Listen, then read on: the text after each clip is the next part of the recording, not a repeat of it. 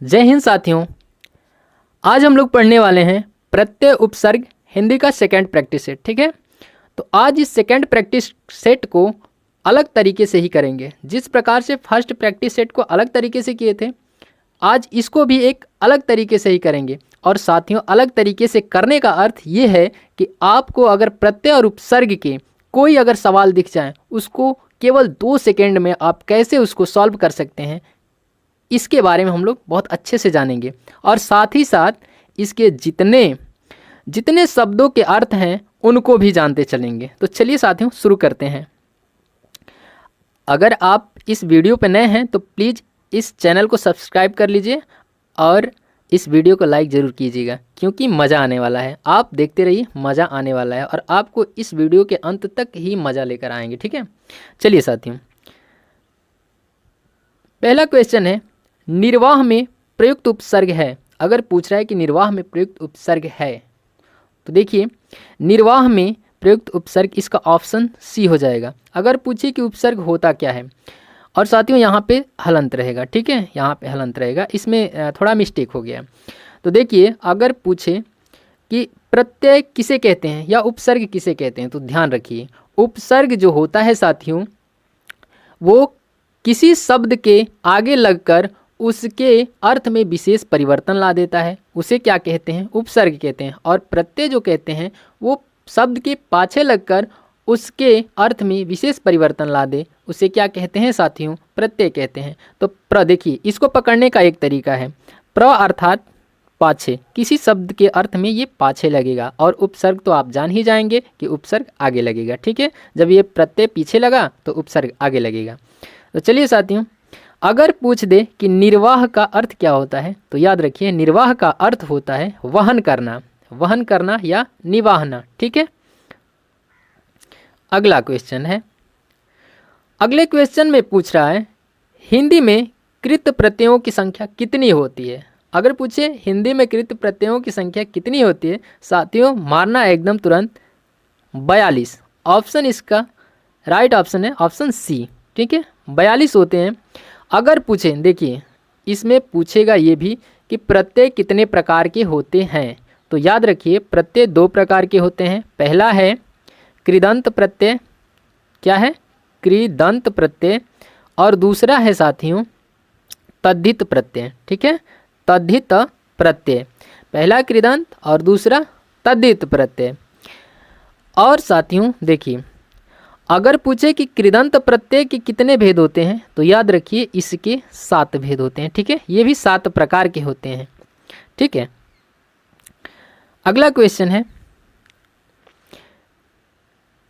कृदंत प्रत्यय किन शब्दों के साथ जुड़ते हैं। याद रखिए कृदंत प्रत्यय जो होते हैं क्रियापदों के साथ ही जुड़ते हैं, तो इसका राइट ऑप्शन है ऑप्शन सी, ये क्रियापदों के साथ जुड़ते हैं। ठीक है, कृदंत प्रत्यय। अगला है, अगला पूछ रहा है साथियों, निम्नलिखित पद इक प्रत्यय लगने से बने हैं, इनमें से कौन सा पद गलत है। अब आपको इसमें ये बताना है कि किसमें इक प्रत्यय नहीं लगा है। तो याद रखिए दैविक, ठीक है, दैविक, इसमें भी इक प्रत्यय लगा है। सामाजिक, समाज धन इक, इसमें भी इक प्रत्यय लगा है। भौम धन इक, इसमें भी लगा है। बाकी साथियों पक्षिक जो है, इसमें इक प्रत्यय नहीं लगा है। याद रखिए पक्षिक ही ऐसा शब्द है जिसमें इक प्रत्यय नहीं लगा है। अगर यहीं पाक्षिक हो जाता साथियों, अगर यहीं पाक्षिक हो जाता, तो याद रखिए इसमें इक प्रत्यय हो जाता। ठीक है, इसमें इक प्रत्यय हो जाता। तो इसका राइट ऑप्शन कौन सा है, ऑप्शन डी। ठीक है, इसका राइट ऑप्शन है ऑप्शन डी। अब अगला क्वेश्चन है, किस शब्द की रचना प्रत्यय से हुई है। किस शब्द की रचना प्रत्यय से हुई है, आपको बताना है किस शब्द की रचना प्रत्यय से हुई है। तो याद रखिए इसमें ये आपको बताना है किसमें प्रत्यय लगा है। तो इसमें उपसर्ग लगा है साथियों, अभिधन योग, इसमें विधन आयाम व्यायाम, इसमें भी क्या लगा है, उपसर्ग लगा है। अपधन मान, इसमें भी उपसर्ग लगा है। तो इसका राइट ऑप्शन होगा ऑप्शन डी, क्योंकि किसी में प्रत्यय नहीं लगा है, केवल उपसर्ग लगा है, तो इसमें पूछ रहा है कि किस में प्रत्यय लगा है। तो याद रखिए इनमें से किसी में भी प्रत्यय नहीं लगा है। ठीक है, अगला क्वेश्चन है, बेइंसाफी में प्रयुक्त उपसर्ग है। बेइंसाफी में प्रयुक्त उपसर्ग है, तो याद रखिए बेइंसाफी में ऑप्शन ए हो जाएगा, बेधन इंसाफी।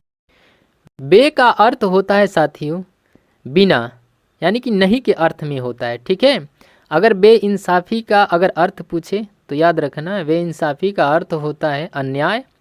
ठीक है, बिना इंसाफ का। अगला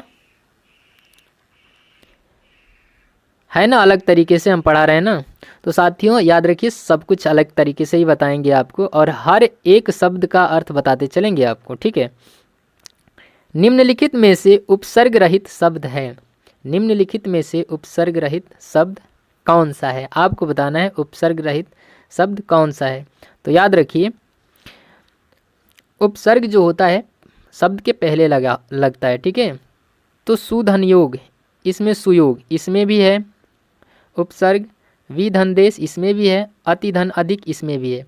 बाकी सुरधन ईस होता है, इसमें क्या लगा है, प्रत्यय लगा है। तो याद रखिए ये है इसका राइट आंसर। ठीक है, सुरेश में क्या लगा है, प्रत्यय लगा है, उपसर्ग नहीं लगा है। तो ये यही पूछ रहा है कि किसमें कौन सा ऐसा जो इसमें शब्द है जिसमें उपसर्ग नहीं लगा है। तो याद रखिए सुरेश में उपसर्ग नहीं लगा है। सुरेश का अर्थ क्या होता है अगर पूछे तो सुरेश का अर्थ आप सभी लोग जानते हैं इंद्रदेव होता है। ठीक है, इंद्रदेव, सुरेश का अर्थ क्या होता है, इंद्रदेव है, सॉरी देव है। अगला बहाव। बहाव शब्द में प्रयुक्त प्रत्यय कौन सा है। तो बहाव में है साथियों बहधन आव। ठीक है, बहधन आव बराबर बहाव। प्रत्यय पूछ रहा है जो कि पाछे लगने वाला है, तो याद रखिए बहधन आव बराबर बहाव। इसका राइट ऑप्शन है ऑप्शन सी। अगला विज्ञान शब्द में प्रयुक्त उपसर्ग है। विज्ञान में प्रयुक्त उपसर्ग कौन सा है, आपको बताना है विज्ञान में कौन सा उपसर्ग है। तो याद रखिए इसका राइट ऑप्शन हो जाएगा ऑप्शन सी, विज्ञान में वि उपसर्ग लगा हुआ है। ठीक है, वि धन ज्ञान होता है इसका। अगर साथियों विज्ञान की परिभाषा पूछ दे तो सिंपल में आप लोग बताइएगा क्या बताना है। देखिए प्राकृतिक समाज से जुड़ी दुनिया के बारे में ज्ञान और समझ हासिल करना और उसे लागू करना ही क्या कहलाता है, विज्ञान कहलाता है। ठीक है, तो है ना, ये भी अलग प्रकार से अलग तरीके से है ना।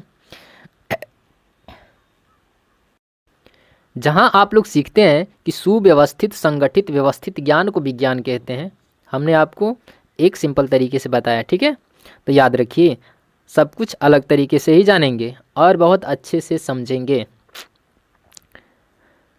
अगला क्वेश्चन है चिरायु। चिरायु शब्द में प्रयुक्त उपसर्ग है। चिरायु में प्रयुक्त उपसर्ग है, तो याद रखिए इसका राइट ऑप्शन ऑप्शन बी है, चिरधन आयु। ठीक है, चिरायु का अर्थ क्या होता है, अगर कोई पूछ दे कि चिरायु का अर्थ क्या होता है साथियों, तो याद रखिए चिरायु का अर्थ होता है लंबी उम्र वाला।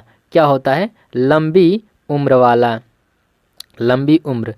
ठीक है, या इसे ही दीर्घायु कहते हैं। आप कहते हैं ना दीर्घायु हो, आपकी लंबी उम्र हो। ठीक है,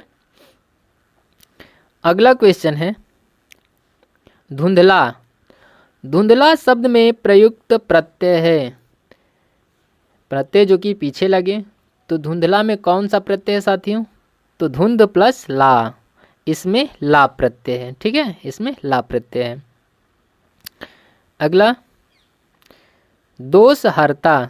दोषहर्ता में प्रत्यय का चयन कीजिए। पूछ रहा है कि दोषहर्ता में प्रत्यय का चयन करना है, तो दोषहर्ता में साथियों इसमें इसका राइट ऑप्शन हर्ता हो जाएगा। आपको सीधा सीधा दिख रहा है दोष प्लस हर्ता, दोष प्लस हर्ता, अर्थात दोष को हरने वाला ही दोषहर्ता होता है। ठीक है, तो दोषहर्ता में कौन सा प्रत्यय है, तो हर्ता प्रत्यय है। इसका राइट ऑप्शन ए है। अगला, किस शब्द में उपसर्ग नहीं है। अब देखिए इसमें पूछ रहा है कि उपसर्ग नहीं है, और उपसर्ग वो होते हैं जो कि शब्दों के शुरुआत में ही जुड़ते हैं, ठीक है। तो कौन सा नहीं है, तो याद रखिए अपवाद, अपधनवाद, अपधनवाद इसमें है साथियों। पराधनजय, पराधनजय इसमें भी है। प्रधन भाव, प्रधन भाव इसमें भी है। बट ओढ़ना एक ऐसा जो है शब्द है, इसमें उपसर्ग नहीं है, ठीक है। ओढ़ना में उपसर्ग नहीं है, तो इसका राइट ऑप्शन डी हो जाएगा। संस्कार, संस्कार शब्द में किस उपसर्ग का प्रयोग हुआ है। आप बताइए संस्कार में किस उपसर्ग का प्रयोग हुआ है। तो ध्यान दीजिए, संस्कार में सम उपसर्ग का प्रयोग हुआ है। सम धन कार होता है बराबर संस्कार होता है, ठीक है। अगर संस्कार का अर्थ पूछ दे साथियों, तो संस्कार का अर्थ होता है शुद्धिकरण, शुद्धिकरण, ठीक है, शुद्धिकरण। तो आप अर्थों को स्पष्ट रूप से जानते हुए चलिए, ठीक है। जब तक आप शब्दों के अर्थ स्पष्ट रूप से नहीं जानेंगे, तब तक आप उसका भाव या कुछ भी जो कुछ आप जानना चाहेंगे उसके बारे में नहीं जान सकते हैं। देखिए पूछ रहा है पुरोहित में उपसर्ग है, पुरोहित में उपसर्ग है। तो याद रखिए पुरोहित में ऑप्शन बी, पुरह धन हित होता है बराबर पुरोहित होता है। पुरोहित अर्थात पुजारी, ठीक है।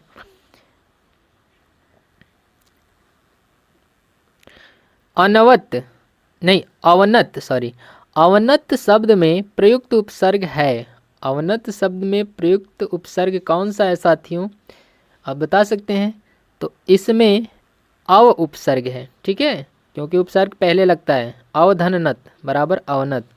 अगर अवनत का अर्थ पूछे तो अवनत का अर्थ होता है गिरा हुआ, गिरा हुआ या झुका हुआ, क्या झुका हुआ, ठीक है। आप अवनत कोण पढ़े हैं, उन्नति कोण ऐसे पढ़ते हैं, ठीक है। तो इसका अर्थ भी आप जान गए, गिरा हुआ या झुका हुआ।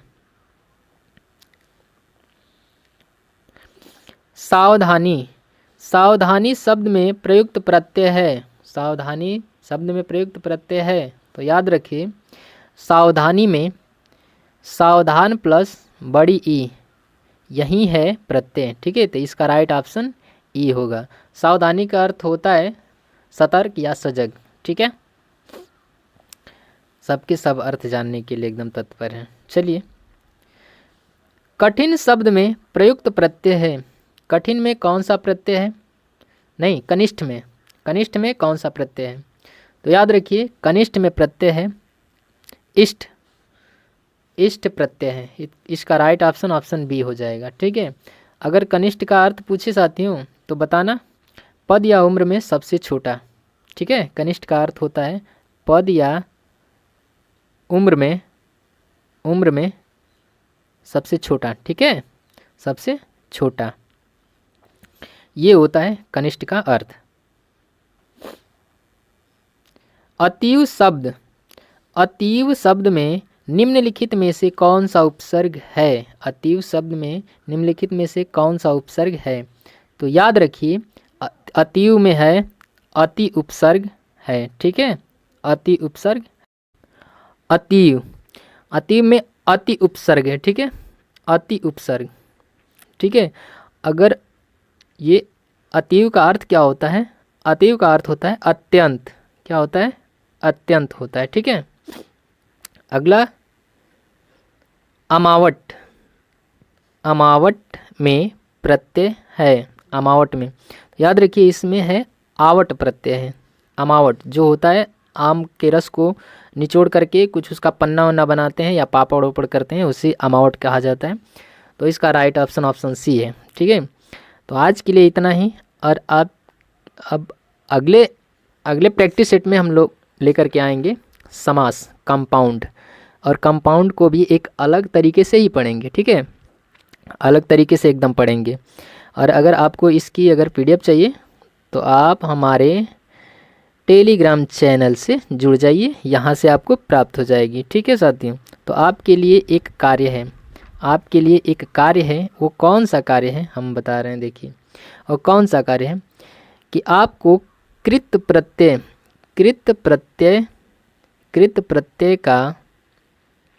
प्रत्यय का जो 7 प्रकार है उसको एक बार पढ़ लेना है।